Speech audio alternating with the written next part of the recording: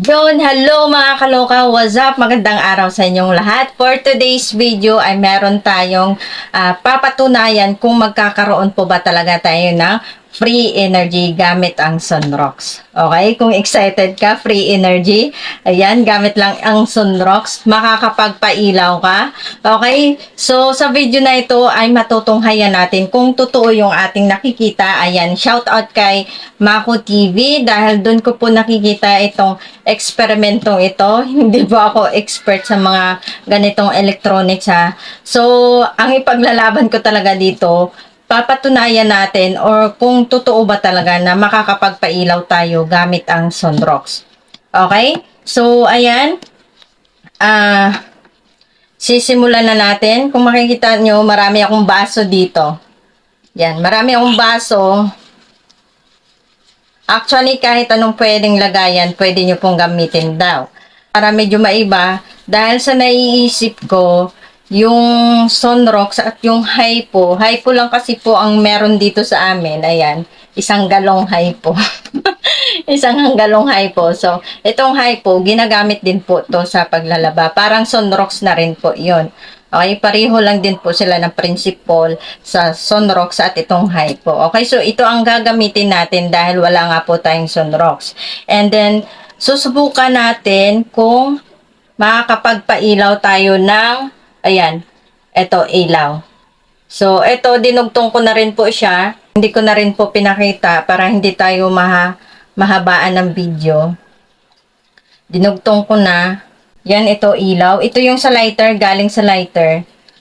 Tapos, nagdugtong lang ako ng wire.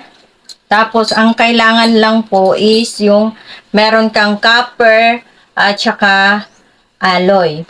Okay, guys? Hindi to alambre itong ginagamit ko, guys, ha. Ito lang kasi ang available sa amin na ganitong klase na alloy. Parang alambre lang siya tingnan, pero alloy po ito. Okay, alloy ito.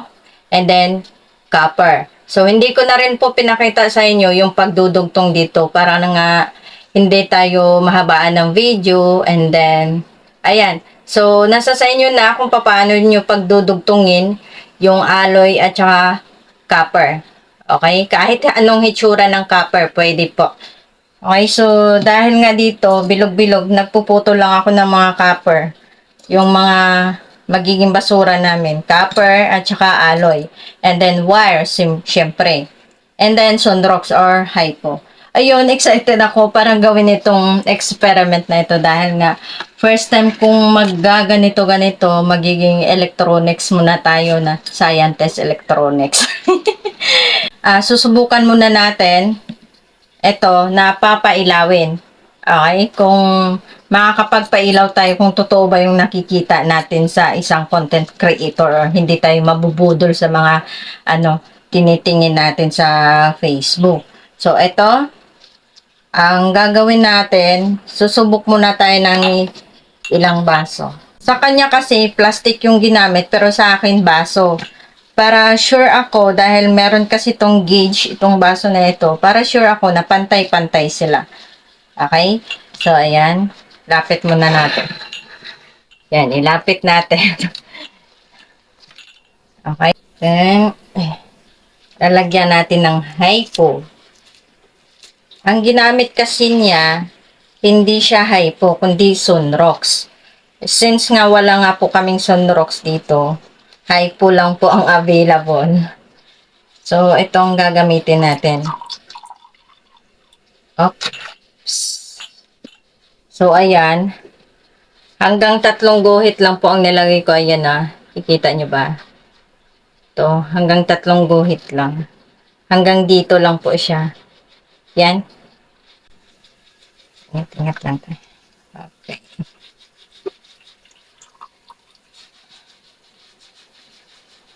Pantay na ba? Yan. Tapos, sa nakikita natin, ano yun? 4 na lagayan.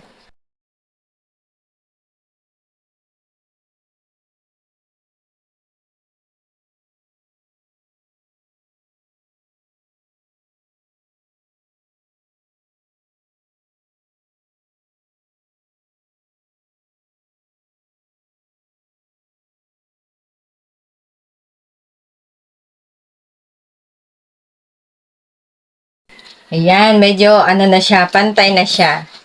Okay, so gumawa ako ginaya ko talaga 'to eh. Pero hindi talaga as in nagayang-gaya kasi wala akong gamit na ganun sa kanya. And ang ginawa ko kung ano lang po ang meron dito, basta ang mahalaga sa akin, papatunayan natin since meron akong copper, meron akong alloy, meron akong wire, meron din akong ilaw, ayan. Pare-pareho na rin yun sa nakikita natin. Okay, so ang ginamit kasi niya sa nakikita ko is malalaking copper, malalaking alloy. Sa akin kasi maliit lang kasi ito lang yung meron andito sa amin. Maliit na copper.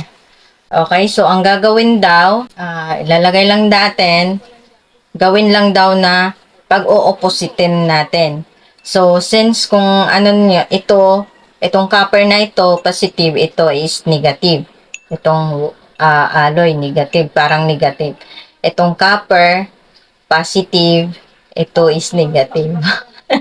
Ayan, excited na ako kung totoo. Then, since na positive ito, nasa isang baso, ito negative.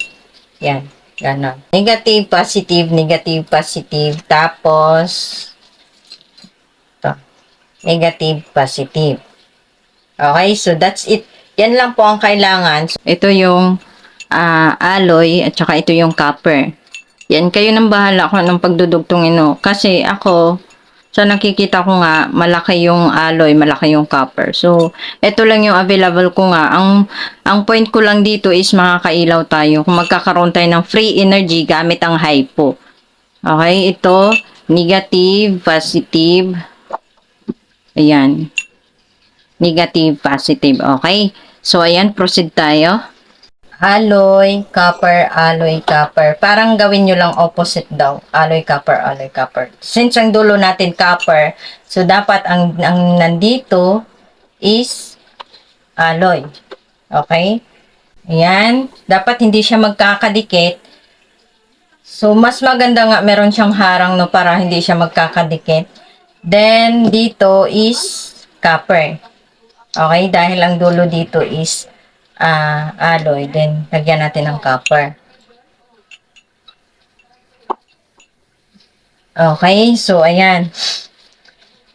Kaya lang, parang bitin yung wire ko. Wire.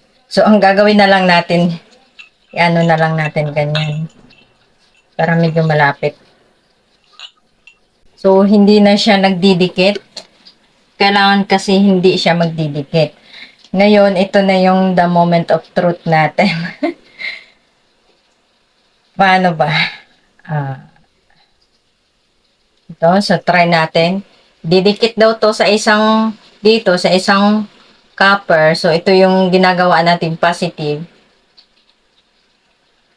Yan, didikit natin. Kahit hawakan lang daw. Hindi naman siya nakakakuryente. Kahit hawakan lang. Tapos, ito. Uy! Ano yun? Grabe! Totoo. Wait lang, wait lang. Wait lang. Parang nadudulas. Hahawakan ko muna to. Tapos, ngayon to. Lang hawak. Wow, guys! Legit! Wow. Tanggalin natin. You know? Wow, nagkakaroon nga tayo ng free energy. Isa pa, isa pa, isa pa. Isa. 1, 2, 3. The moment of truth talaga. Legit talaga, guys. Ayan, maniwala at kayo hindi legit. Hypo ang gamit ko ngayon, hypo. Oh, legit, oh. Oh, ha? Wala tayong battery, guys, ha? Walang battery yan. Kapag ibabaliktad natin, try natin babaliktad kung iilaw ba. So, wala siyang ilaw. So, ayan guys, talagang nagkakaroon tayo ng free energy gamit lamang itong hypo na ito. So, ayan guys, no. Ayan. Hindi ko lang alam kung gaano siya katagal mag-iilaw. Wala, baliktad pala. Ito. Baliktad. Hawakan natin. Tapos. Yun oh, kalakas niya. Pwede na, kung siguro, pwede na to gawing dim light sa gabi. So, ayan guys, ayan, legit na legit yung ating nakikita. Hindi tayo nabudol dun sa ating nakikita. So, ayan no. Pagtatanggalin ko yung isa, namamatay siya. Okay, inaangat ko yung isa. Ilalagay ko ulit, ayan. Oh, umiilaw itong bumbilya, okay? Ayan. Yan, free energy talaga. Okay, so gamit ang hypo. So, hindi nga po sunrox ang ginapit natin, kundi hypo. Okay? Okay, so yun lang. Maraming salamat po sa inyong panonood. See you my next vlog. So, sana po meron pa tayong madiskubrihan na mga hack para naman ma-i-apply natin at the same time makakatipid tayo. Okay, so bye-bye! See you my next vlogs!